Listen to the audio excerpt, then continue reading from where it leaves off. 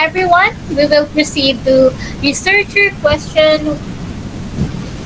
Let's call on the researcher for the government side, Ms. Marilois Adona.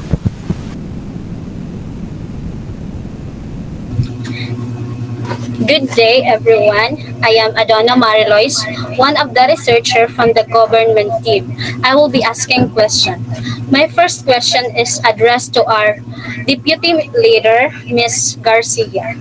You argued that AI personalized the spiral curriculum by allowing students to revisit foundational concepts at their own pace. However, critics claim that oversimplification via AI explanation risks stripping away the productive struggle required for deep conceptual mastery. How do you ensure that AI preserve the necessary cognitive friction in the spiral process while still accommodating individual pacing? Thank you. Okay, thank you for this question. Let me absolutely clear. I am not advocating for the elimination of cognitive struggle. What I'm advocating for is the right kind of struggle targeted at the right level for each individual learner. Here's the fundamental misconception in your question that AI personalization and cognitive friction are mutually exclusive. They are not. In fact, properly implemented AI can calibrate struggle to keep it productive rather than destructive. Think about the prior curriculum's core principle. Students revisit concepts repeatedly, each time with greater depth and complexity. The problem with traditional implementation is that we force every student through the same spiral at the same speed. Some students aren't ready for the cognitive leap and become frustrated. Others mastered the concept three repetitions ago and are now bored, disengaged, and learning nothing from the struggle we're imposing. So, to directly answer your question, we preserve necessary cognitive friction by using AI diagnostically to ensure we're providing struggle that's necessary, struggle that builds schema and deepens understanding, rather than struggle that's merely traditional, which often just reflects our inability to differentiate instruction at scale. The spiral curriculum was always meant to build mastery through strategic, progressive challenge. AI finally gives us the tools to implement it as it was intended. Not easier, but smarter. Thank you.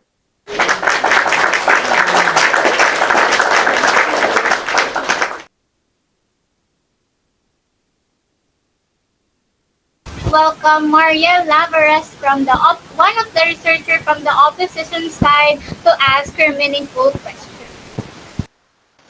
So good day everyone. I am Maria Lavares, one of the researchers of the opposite side. So my question for the Prime Minister, you stated that the free access to AI disrupt the spiral and developmental process of learning. However, can you clarify how regulated or guided use of AI could support this process instead of destroying it? In other words, is the problem AI itself or the lack of supervision?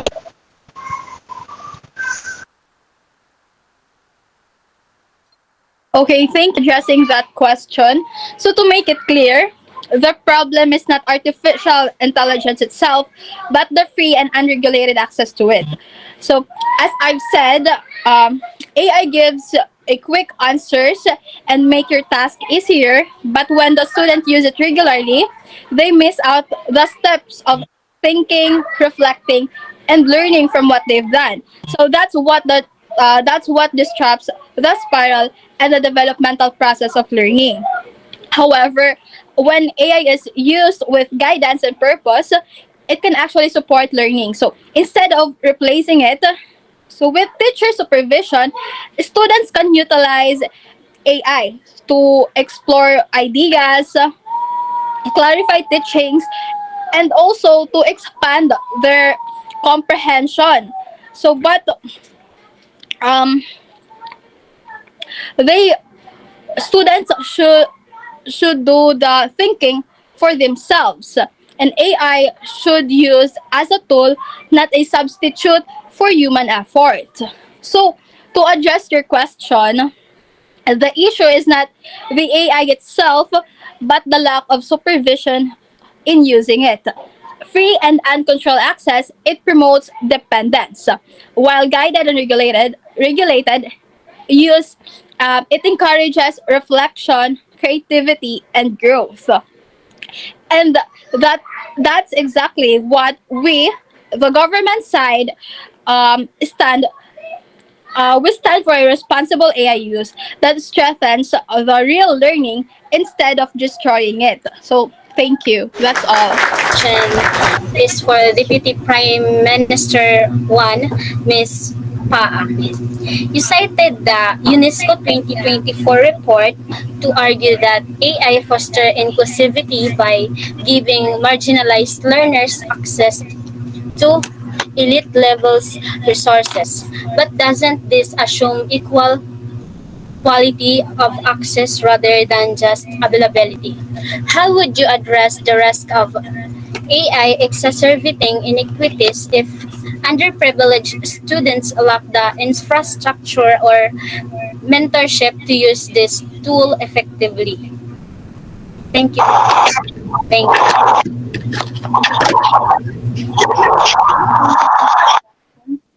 You're absolutely right. Access alone doesn't guarantee equality. Some students may lack stable internet, device, or proper guidance to use AI effectively. But that's why free access is so important. When AI tools are open to everyone, it gives school, teachers, and also the governments the opportunity to improve digital infrastructure, to provide training, and ensure that every learner, no matter what their background, has chance to benefit. And also, limiting access would only make the gap wider between those who have resources and those who don't. So the real solution in inclusion is not restriction. With mentorship, community support, and responsible integration of AI, even underprivileged students can use these tools to receive personalized feedback and strengthen understanding and explore lessons at their own pace. So in this way, AI doesn't widen inequality, it becomes the great equalizer, helping create a more inclusive and empowered and connected learning environment for all. Thank you.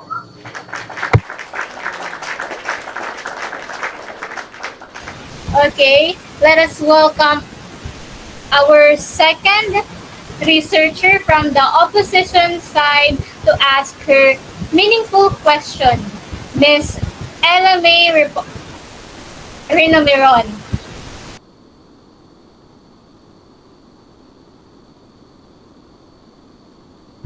So good afternoon everyone. I am one of the researcher by the opposition side.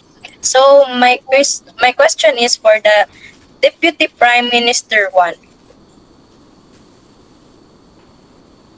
You mentioned that AI makes students lazy and discourages creativity. Couldn't it be argued that AI can enhance creativity and critical thinking if students are taught how to use it responsibly? For example, by using AI for brainstorming or research guidance rather than copying answers. While AI can theoretically enhance creativity, its design inherently priorities convenience over depth. Brainstorming with AI often means accepting prepackaged ideas rather than wrestling with uncertainty, which is where creativity thrives. When students rely on AI for guidance, they risk outsourcing the messy iterative work of original thoughts. For instance, A student asking AI to generate easy topics might settle for generic suggestion instead of exploring unique angles through personal curiosity. Responsible use requires strict boundaries, but human creativity flourishes in limitation, not in the illusion of endless AI generation possibility.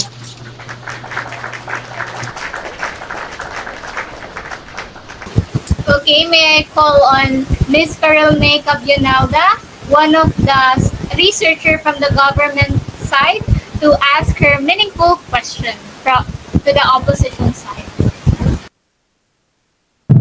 So, good day everyone. Again, I am 𝐃𝐿𝐴, one of the researcher from the government side. So, Mr. Tordilius, you emphasize that AI promotes self-directed learning and initiative. Yet many studies show over-reliance on AI can erode metacognitive skills like self-assessment, as students conflate AI-generated answers with personal understanding. How do you ensure that AI tools prioritize guiding students to internalize knowledge rather than outsourcing their intellectual autonomy? Okay for that. Thank you for that question. So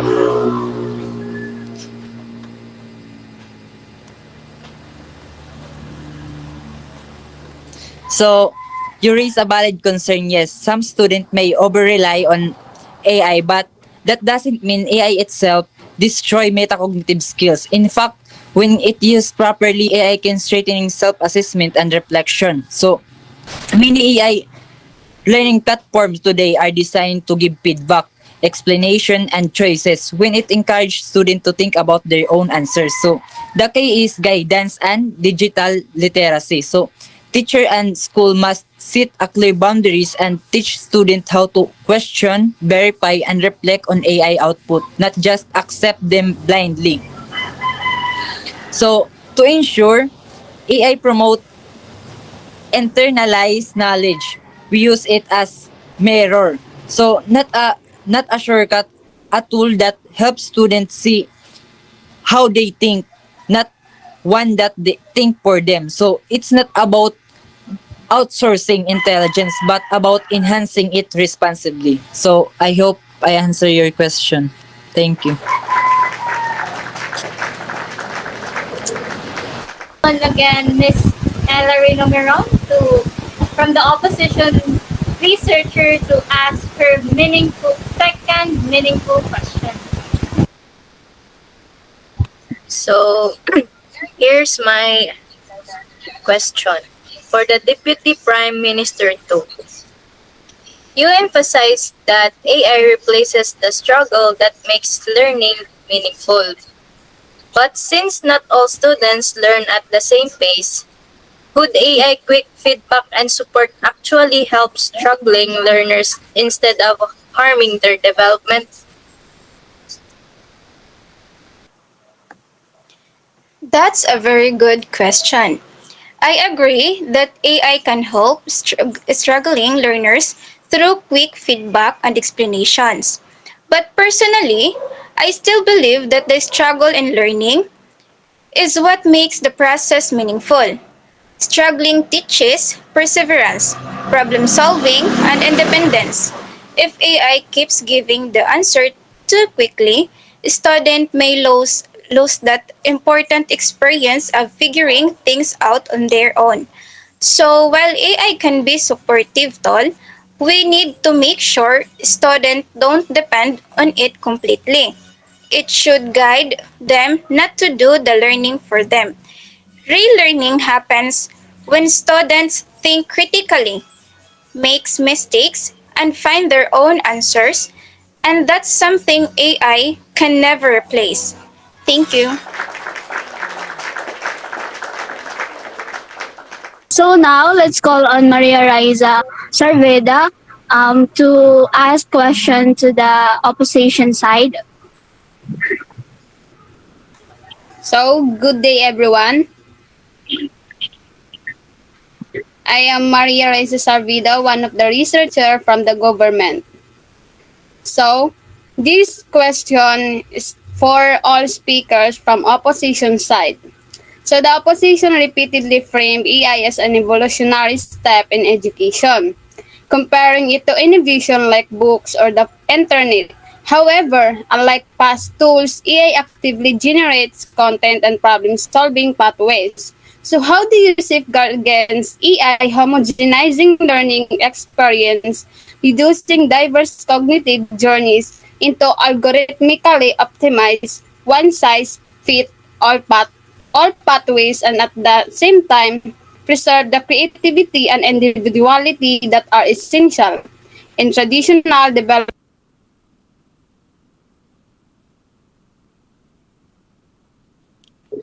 Thank you for that question. So, as we stand from the opposition side, we safeguard against we safeguard against that by making sure AI is only used as a supportive tool, not a replacement for human creativity. Teachers still guide students to think critically, explore ideas, and express themselves in different ways. AI can help personalize learning and provide resources, but teachers ensure that every student's learning journey remains unique, creative, and filled with real human interaction. That's all.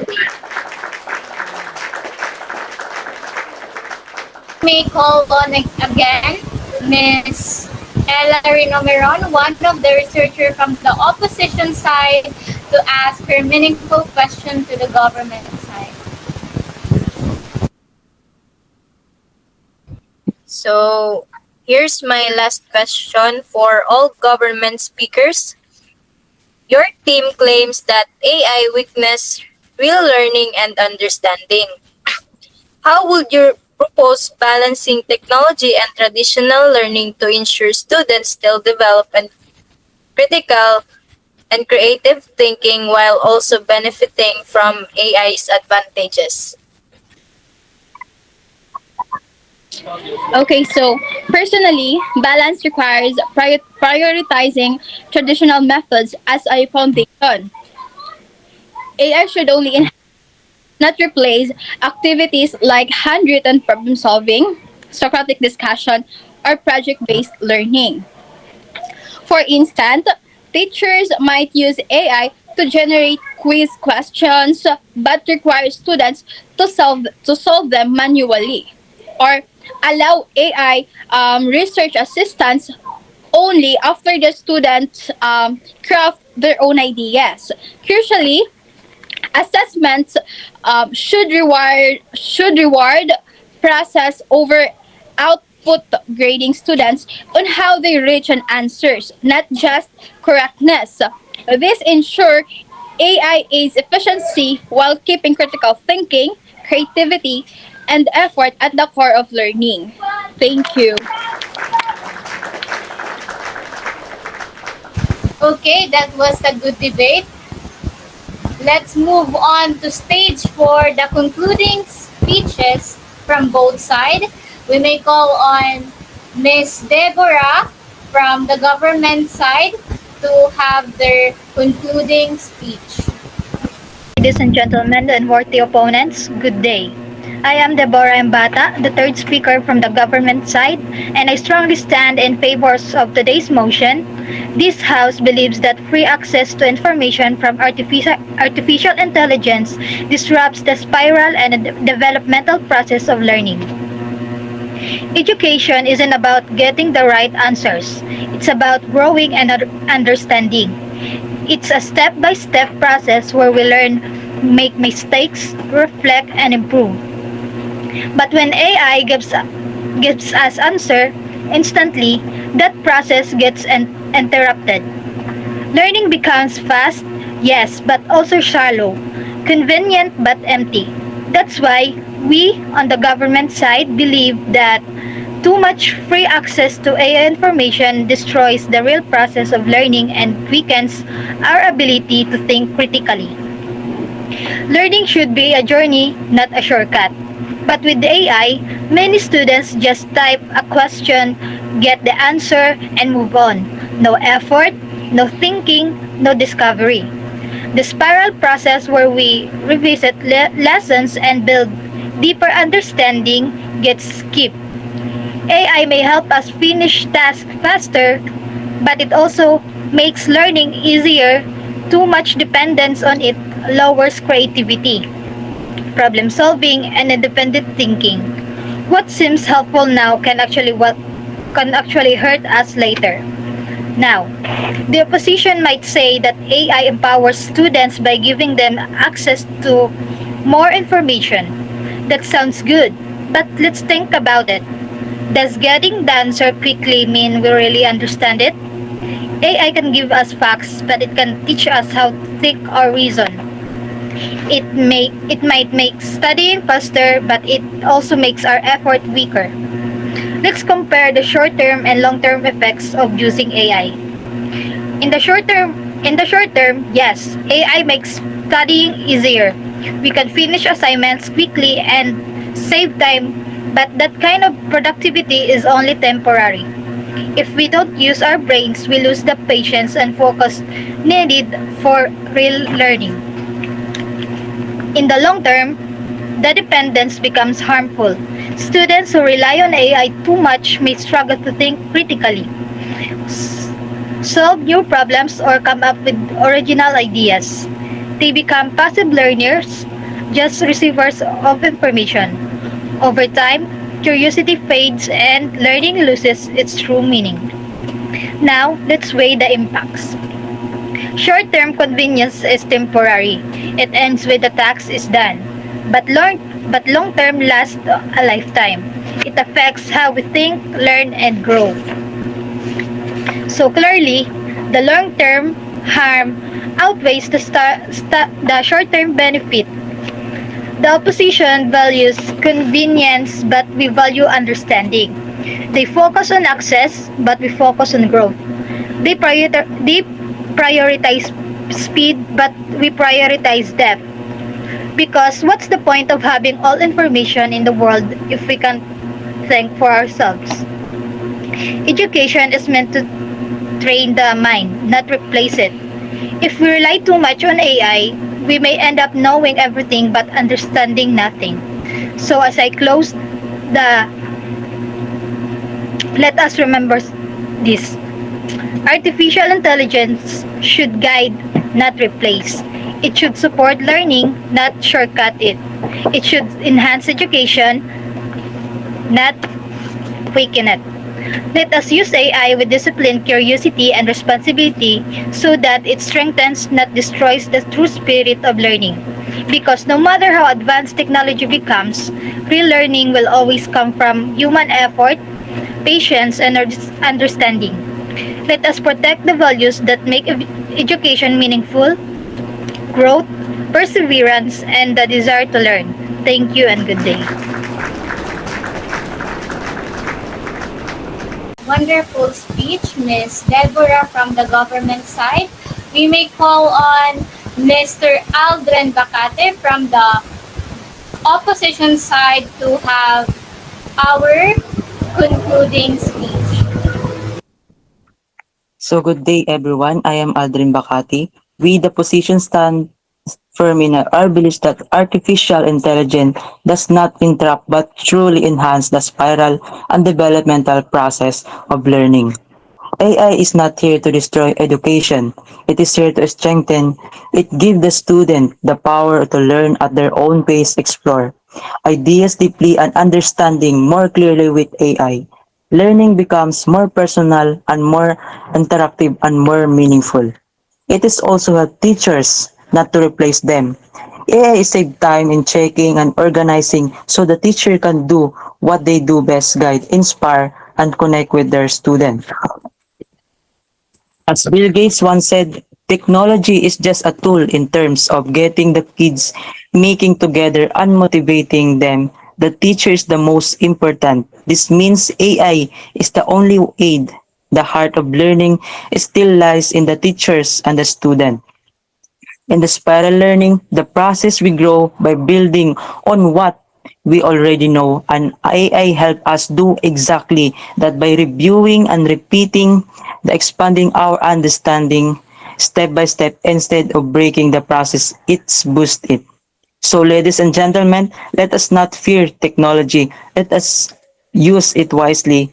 AI when used within with purpose and guidance became a bridge, not a barrier to deeper learning. In the end, we believe that artificial intelligence enhance learning by helping both teacher and student reach their highest potential. It does not simple disrupt education, it develop it.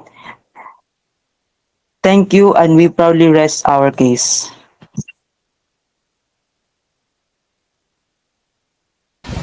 Okay, that was indeed a well presented and engaging debate from both of our speakers from the government side and the opposition side. Both sides shared valuable insights and strong arguments, making the discussion more meaningful through provoking.